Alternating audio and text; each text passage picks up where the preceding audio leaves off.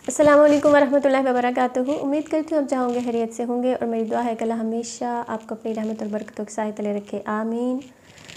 दोस्तों, एक दफ़ा एक बादशाह सलामत ने रात को गीदड़ों के चीखने की आवाज़ सुनी, शोर करने की आवाज़ सुनी। तो उसने सुबह उठ के अपने वज़ीरों से पूछा कि ये गीदड़ रात को शोर क्यों कर रहे थे। तो उस वक्त के जो वज़ीर थे वो बड़े अक्लमंद थे। उन्होंने बादशाह से कहा कि शायद खाने पीने की जो चीज़ें हैं उनकी कमी हो गई होगी, इसलिए वो फरियाद कर रहे हैं।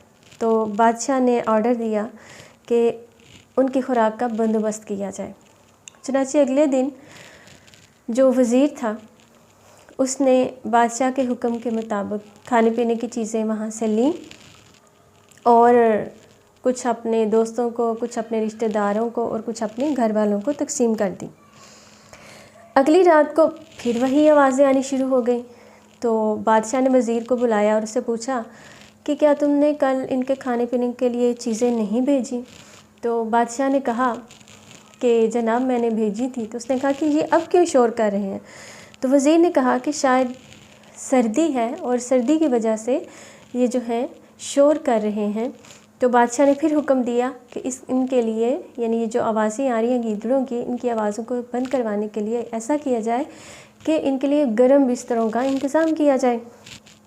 खैर, वज़ीर की फिर मौजें हो गई और उसने क्या किया, जैसे ही बादशाह का हुक्म हुआ उसने अगली सुबह सारे जो गर्म बिस्तर थे वो उसने कुछ अपने घर वालों को भिजवाए, कुछ रिश्तेदारों को और इसी तरह कुछ ही दोस्तों में तकसीम कर दिए। अगली रात फिर ऐसा हुआ कि जो गीदड़ थे वो और ज़ोर शोर से चीखना शुरू हो गए। तो बादशाह को शदीद गुस्सा आया और उसने बड़े गुस्से में वज़ीर को तलब किया और कहा कि क्या तुमने इन्हें गर्म बिस्तर नहीं भिजवाए। तो वज़ीर ने कहा जनाब भिजवाए थे। तो उसने कहा ये अब क्यों शोर कर रहे हैं। तो वज़ीर जो है उसने अपनी जान बचाने के लिए कहा कि जनाब मुझे थोड़ा सा वक्त दीजिए, मैं बाहर जाके पता करके आता हूँ कि ये क्यों शोर कर रहे हैं।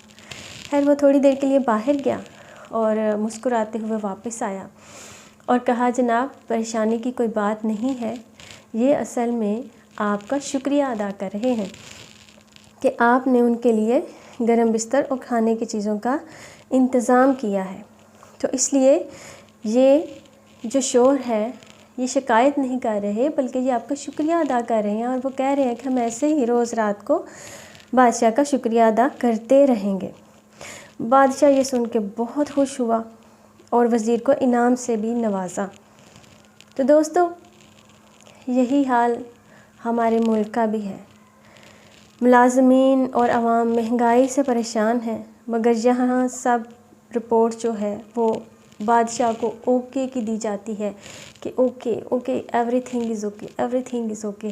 जबकि आवाम यहाँ भूख से मर रही है, महंगाई से मर रही है, बीमारी से, गुर्बत से मर रही है। लेकिन जो नीचे वाला तबका है, जो नीचे वाले लोग हैं, वो सारे ओके की रिपोर्ट देते हैं और बादशाह उस ओके की रिपोर्ट से खुश हुआ बैठा है कि शायद सब कुछ ठीक है, जबकि ऐसा नहीं है, कुछ भी ओके नहीं है। यही हाल हमारे मुल्क का है और पता नहीं ये कब तक रहेगा। हम इतना झूठ बोलते हैं और झूठ बोल के हर चीज़ जो है, जहाँ पे करप्शन है, नाइंसाफ़ी है, जहाँ पे प्रोपेगेंडा है, जहाँ पे दूसरों का हक खाया जाता है और जो चीज़ है अगर कोई इमदाद भी आती है तो वो बजाय उन लोगों के पास पहुँचे या उनको दी जाए, वो आपस में ही जो काली भेड़ें हैं वो खुद ही खाती हैं, खुद ही पीती हैं और बेचारा गरीब वहीं क्या वहीं खड़ा रह जाता है। तो ये बड़ा एक अलमिया है हमारे माशरे का और पता नहीं ये कब तक चलता रहेगा।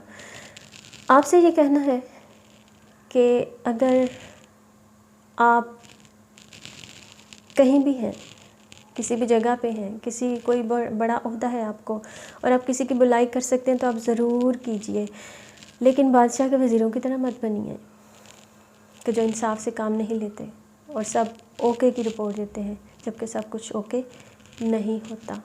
यही थी आज की एक छोटी सी बात। खुश रहिए, मुस्कुराते रहिए।